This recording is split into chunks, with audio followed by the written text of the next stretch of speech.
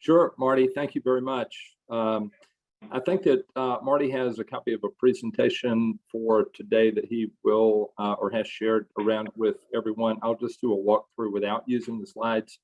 Since we're doing this by Zoom, I think it's a little more fluid and would love for this to be interactive, and feel free to ask any questions along the way.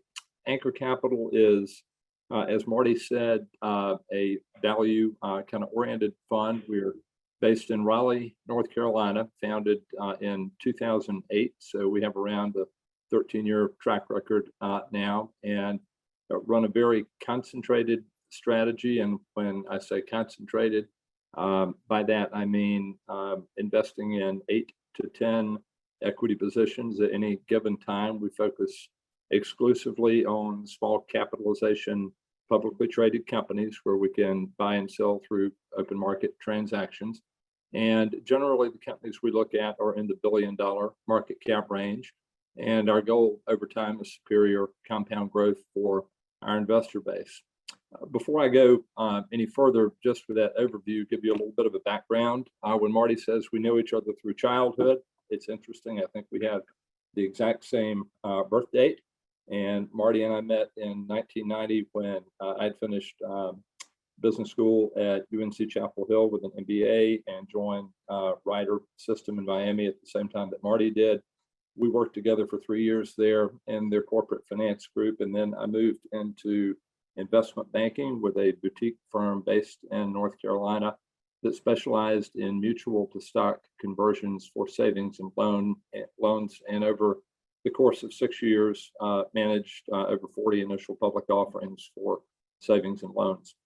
Then in the late 90s, I decided to try my hand in the technology field, and was looking for a different challenge at the time, and was introduced to two people who were in an area of IBM called Skunkworks, where they were developing interesting technologies, and some of these would be commercialized by IBM and others were not valued. And these two people thought they had something very special, and so they were able to license that technology out from IBM. And we formed an early stage company with that. I served as the startup CEO for the first year.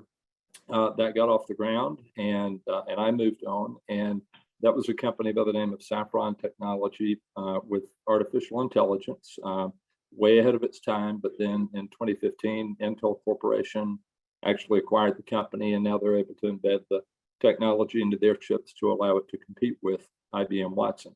So it worked out, but it was a long burn before it finally got there. But after I spent a year as a startup CEO there, did 2 years with a strategy consulting firm out of Boston, and then moved back into another technology company by the name of Vital Source Technologies. And that was a early digital textbook solution that had been started actually at the University of San Antonio School of Oral Health Science.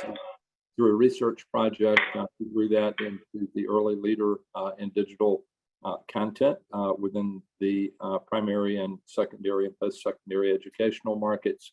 That company, I spent 4 years there heading business development and capital formation behind the company, and that was sold successfully in 2006 to a group out of Nashville, Tennessee, that was a leader in book distribution. It's interesting, we were at about a $10 million revenue run rate when we sold that company to them. They sold the company to a firm out of California, Francisco Partners. Earlier this year, I think the revenue run rate was around 400 million at that point. So it worked out well before, during, and after. And then I was looking around in 2007, and I thought, what's going to be my next venture? Oh, and I came across a interesting company in the public markets that was a small cap, and I thought that's interesting. So let's pull together a few investors and invest in this as we're looking for things along the way here. When that happened, we began what is now Anchor Capital with 1 million. Kind of insane to think you'd start a fund with 1 million in committed capital, and we really didn't mean for it to be starting a fund, but it just worked out that way. And we found a number of other investors over time that wanted to join our strategy. So we've grown that to total assets now of a little bit over 100 million. And it's been very stable growth. The amount of committed capital behind the fund stands right at 50 million now, and so the assets are effectively double the capital that's come in from investors, which is a nice way to grow it over time as opposed to aggregating assets.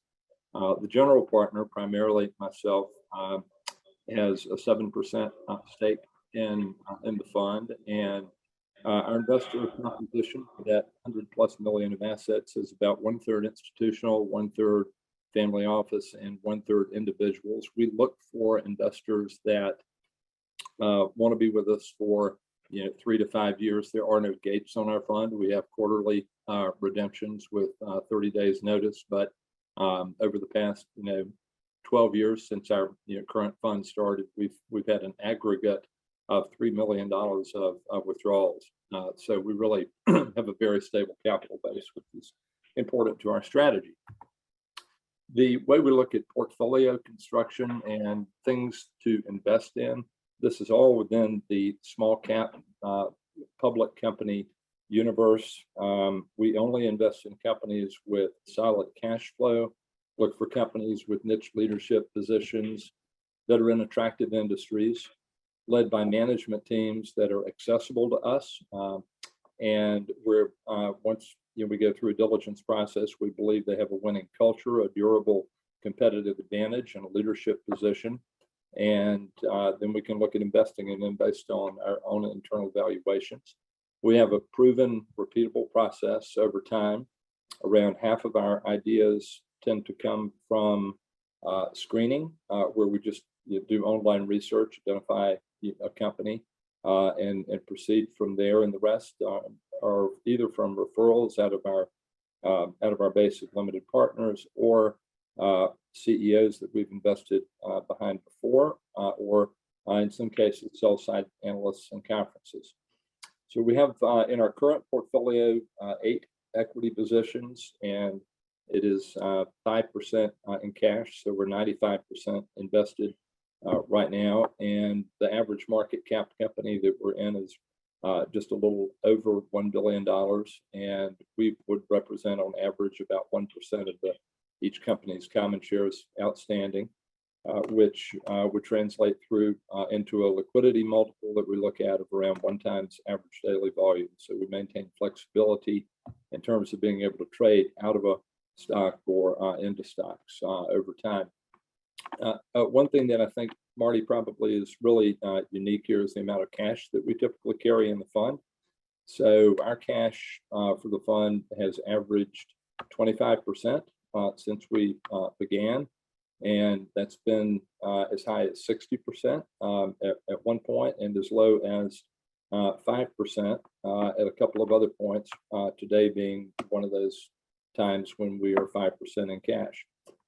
There have been 8 industries that we've invested in over time. The majority of investments have been in consumer product companies, building materials, logistics and transportation, and industrials. So that just gives you a bit of a flavor for what industries we've been in and how these worked over time. Is the question I always get. And so if you're following along in the deck, you'll see a slide now that is harvested investments, and this shows the number of investments that we've made over time, which we've invested in 60. We have 8 in the current portfolio, and so that means we've already invested in and sold 52 investments. And out of those, we've generated positive returns on 45 of those investments, which is a batting average of around 860. And our average return on these investments has been 30%, and the median has been right around the same amount. So what we're looking for really is not home runs, not 4 to 10x returns in investments. We're looking for base hits and doubles. Once we have identified, researched a company, spent time with them, we will perform our own valuation analysis. And when we've identified a company that we like and at the trading price in the market, we can purchase that at a 30 to 50% discount to our estimate of intrinsic value. That's when we'll move in and we'll have a preset return target. And when the stock prices move up to those targets, that's when we'll move out of those. So It's a disciplined process on this, and the majority of the returns have been driven through soft catalysts, I call them, where a good company is simply out of favor, or in an industry out of favor, and we could buy it at a very attractive multiple, and then we just sell into the recovery strength. And our average holding period is 12 to 18 months in general, so it's as tax efficient as one can be in this type of an environment. They tend to be long-term capital gains that are generated here, and very few have been taken out of the public markets since we've been doing this, which has always surprised me, because a lot of these companies do not need to access the public markets for capital. They would be just as well off as a private company. In fact, in some cases, better off, because they have the exposure of competitors and concentrated customers being able to see their profitability levels, and that can work against a publicly traded company, especially the smaller ones in the world. So let's talk about three companies here, just to give you a little deeper flavor for what we do. We're going to talk about a water theme, a telecommunications theme, and a concrete pumping company briefly. What they all have in common are that these companies have niche leadership positions in their markets in attractive segments. They have healthy balance sheets, attractive margins. They're all cash flow positive companies with a really great management team, a winning culture within the company. They have organic and acquisition opportunities. So there are similarities until you get down to the level of what the companies actually do and where they're based. So on a water theme, which is important, it's been important for a long, long time. It'll increase in importance moving forward. Energy Recovery is a small publicly traded company, $1 billion in market cap, based in San Leandro, California. And it's an industrial technology company. They make this very simple pressure exchanger, which when inserted into the process of water desalination, it drives the cost of desalination down, the energy consumption cost down by around 65%. So water desalination in the large plants in the world used to be done through the application of thermal energy. It's now converting over and is majority done, and for all of the new plants, through a reverse osmosis process. And this company has enabled that, and they're in every new water desalination plant that goes up. So they have 100% market share there. They have about 80% market share of the entire desal plants, because everybody knows a cruise ship has its own desal plant and creates their own water in these things. But they're in all of the major ones, and they have now been able to find applications for their pressure exchanger technologies in markets such as industrial wastewater treatment facilities, which they're operating in today, and also industrial refrigeration. And so that's a brand new market that they're moving into as we speak. But a fantastic company run by a fellow by the name of Bob Mao, and Bob and I were introduced through the CEO of another company that we're invested in because they had worked together at Nortel probably 20 years ago, and Bob had been running Nortel for Asia, and this other gentleman had been running the Nortel wireless business here out of the Triangle area. Iridium Communications, pretty much I think everyone's familiar with the concept of Iridium. It's a satellite technology company that was started back in the 1990s by Motorola. They had a theory that will put up this very expensive network of satellites and will sell tons of satellite phones for people to be able to communicate everywhere on the globe, from the South Pole to the Sahara Desert, everywhere in between. And they spent the money, they put the satellites up and sold a pocket full of phones, and it very quickly went into bankruptcy. But they had secured a contract with the U.S. Department of Defense to serve as their gateway and platform for satellite communications. So that kept the company alive in a state of bankruptcy until the company came back public through a SPAC under a new management team in 2008. At that time, the existing satellites that Motorola had put into the sky were beyond their original estimated useful lives, and it was time to replace the constellation. And so the new management team came in and said, all right, we're going to have to spend $3 billion to build 70 some new satellites, put 66 of those into operational orbit, have some spares, and we're going to use SpaceX to launch those. And at that point, it was unproven whether SpaceX could pull this off or not. But you wind forward, and they went through that. They built the satellite, had the satellites built for them. They had successful launches, a series of 8 launches, and it vastly improved the communications speed, reliability, dependence, and cost on the Iridium network. This operates in what's called low Earth orbit. So these satellites are circling the globe about 485 miles above the surface. I had the pleasure of attending one of those launches at Vandenberg Air Force Base several years ago, and it's fascinating to see the people involved and what success Iridium has had. So the final company here I'll mention is unique. It's a concrete pumping company called Concrete Pumping Holdings, and they operate a fleet of pumps and booms trucks that shows up at a construction site, and they pump concrete. They don't take ownership of the concrete. They'll simply provide the service. It's a very attractive business with around 15% market share in the US and 35% market share in the UK through one of their subsidiaries. They're growing. Bruce Young, the CEO of the company, started as a pump operator 35 years, maybe 40 years ago now, and knows the industry inside and out. And it's a rock solid company that generates EBITDA margins of around 30% with low capital intensity. And that's been public for several years through a SPAC. And Bruce Young was actually the CEO of Concrete Pumping Holdings, was our special guest speaker at our annual general meeting this past year.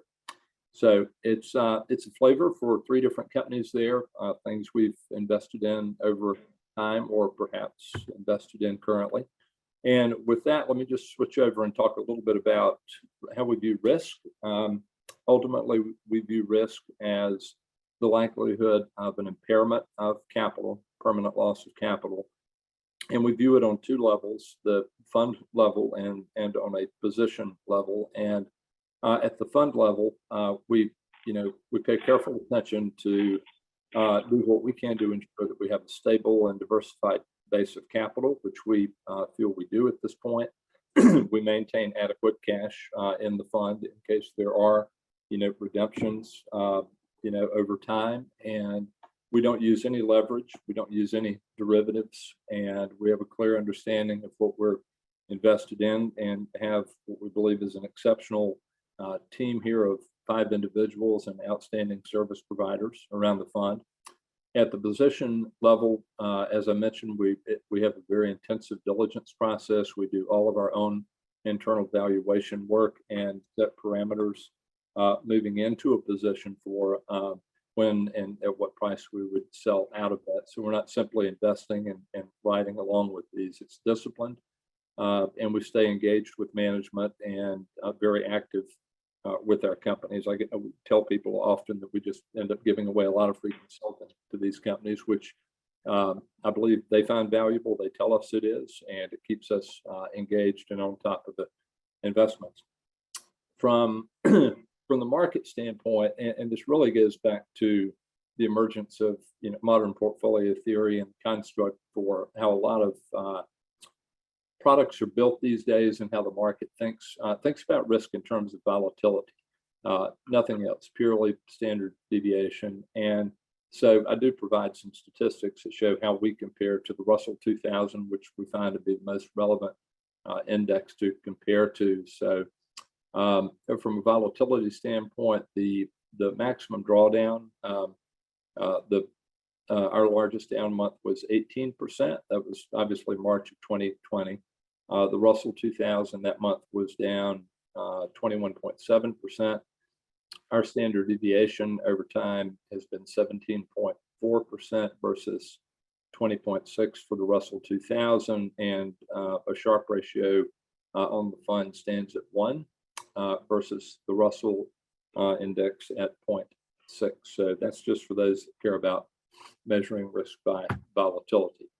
From a performance standpoint, and I'll just touch briefly on this, since the fund began, I'll tell you that over 5 years, our annualized returns stand at around 17% versus a little under 10% for the Russell 2000. So we outperformed by over 700 basis points over a 5-year annualized period. We outperform under a 3-year annualized period. Over 1 year, as of February 28th, the fund was up 7.6% versus the Russell being down 6%. So that's an outperformance of a little better than 1,300 basis points. And year to date, Anchor Capital, as of February 28th, at least, was up 2.2%. The Russell was down 8.7% there. We'd been down a bit in January, and we had a strong bounce back in February that helped pull us back well out ahead of the Russell. So that's kind of where we are from a return standpoint. I can tell you that just as an update through the close of business Friday, our fund is up another 1% March month to date versus the Russell being down 3.3%. So on a year-to-date standpoint, right now we're up 3.5%. The Russell's down close to 12%. So we've got about 1,500 basis points outperformance. But plenty of statistics in our investor pitch book and tear sheet that are available for those that are interested. And I'll just close by mentioning that we all have co-investment opportunities over time. So these tend to be what we call sidecar investments, and the sidecar investments are open to fund partners. We've done 12 of these since 2008, so it's on average once a year. All of them have produced positive returns for investors. The internal rates of return have been higher than the gross return on investments, which means that these are shorter in duration, and so they're not necessarily tax efficient, but they generate great returns. And our investors like to be able to say, "Oh, you're going to have a special opportunity fund, and I get to see the book on it, make a decision. I'm going to write you a check. When you sell the position, I get a check back, hopefully a larger check." So it's a little bit different interaction and dynamic with the LPs than just the fund that they put the money in and leave there as we compound it over time. So in closing, Marty, I think, can provide information for those that are interested, and I'll wrap up with that. And thank you very much. It's an honor to present today, Marty. Clay, we have about 5 minutes. I want to ask you a couple of questions. Sure.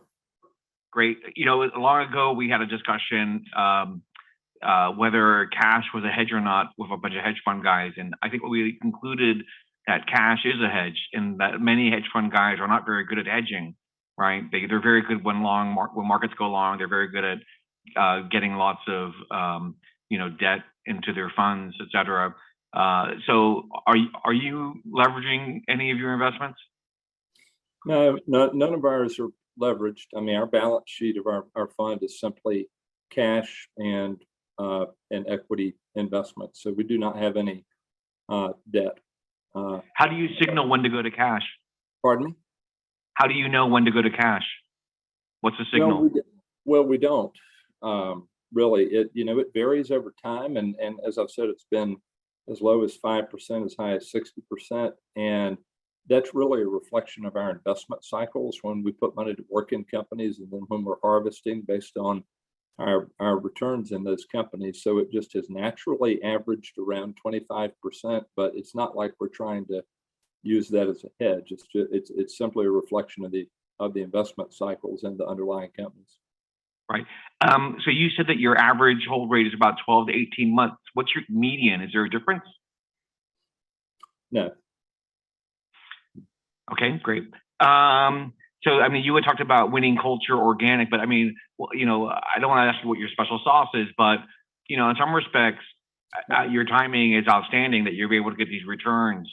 So do you say, well, gosh, these companies are undervalued, and then, what does your, thermometer or metric measure, whatever, go and say, well, now they're overvalued, it's trying to get out, or and what are your triggers that help you understand your trade?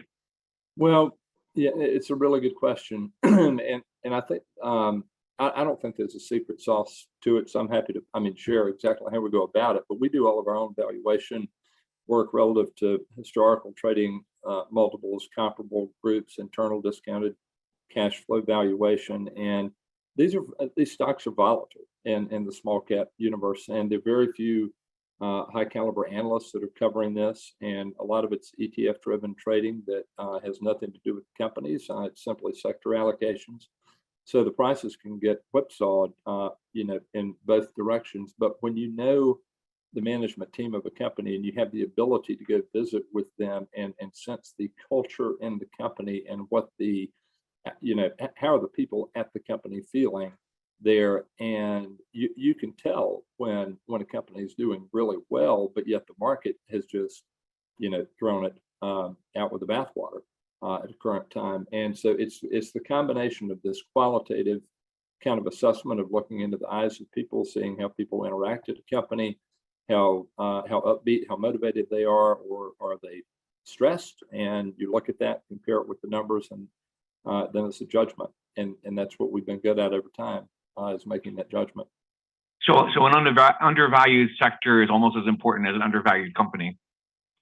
Well, in the respect that that's the basket that the sector's in, that the company's in, and so yes, if it if the basket drops and the company drops in it, and it presents an opportunity, that's important. You talked a lot about niche leadership, and what I found fascinating was that all of your guys that your 3 examples, that they have some very great examples of sustainable competitive advantage. Does that play a part in your qualitative assessment? Oh, it does. Absolutely. One of the things we look for are margins, durable, solid margins over time that are reflective of a competitive advantage, and then to go into depth with the company executives and really understand what that means and what drives it. And sometimes a competitive advantage is IP protection. Sometimes a competitive advantage is based on brand or relationships. But it's a very important thing to find durable companies because that helps protect you from risk. A permanent impairment of capital. Yeah, it's not just that. All of these are in growth sectors. If you look at the water industry and desalination, that's only going to increase as you see, more and more aquifers are being used up, et cetera. So that's pretty fascinating. We had a question from the audience. And that's a company with 70% margins, 0 debt, positive cash flow, and projected to grow at 25% on the top line next year. I know we always have lots of Californians on the line, watching on Zoom or watching the videos later, but there's a real big issue with hydropower in California. It's just claimed so much water, and there's been desertification as a result of it. And so the water issues in California and places like that are just going to get worse. They're not going to get better. And desalination is one of the big issues. We had a question from the audience. Yeah, what was the question? Yeah, it seems to me that there's no secret sauce. They're just doing a lot of hard work to find undervalued assets. But my question is, how do you find those opportunities? Because that's the skill and the scale limitation. Right. So I want to make one comment. There's a whole issue of so Wall Street becomes consolidated. Right. There's less coverage than ever. They're going after the orphans that did good. And it's orphaned, exactly. A lot of these are well, they're not even orphaned. It's just that there's not a lot of capacity on Wall Street to cover firms that are smaller than $50 billion, right?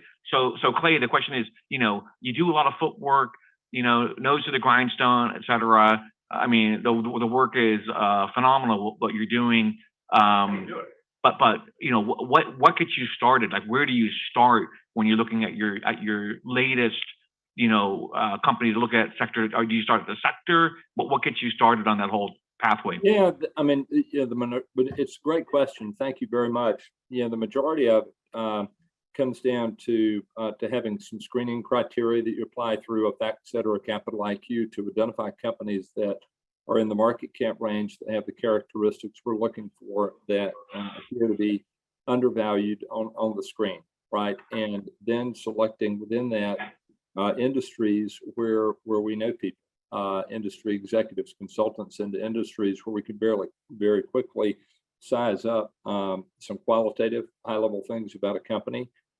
So we roll our sleeves up and look for ideas that way. Our 60 investments that we've made over time, I will say, have been across around 30 companies. And so we have the opportunity to invest in a company. Winnebago is an example of one where, we had purchased shares of that at $9 per share and harvested that, up around $15 per share. It pulled back down to 12. We bought and then sold it at 20. So once you get to know these companies, you can brush off your analysis and valuation very quickly. And so from a capacity standpoint, I don't think this is a multi-billion-dollar strategy by any means. Okay, but I was asking, what is the capacity?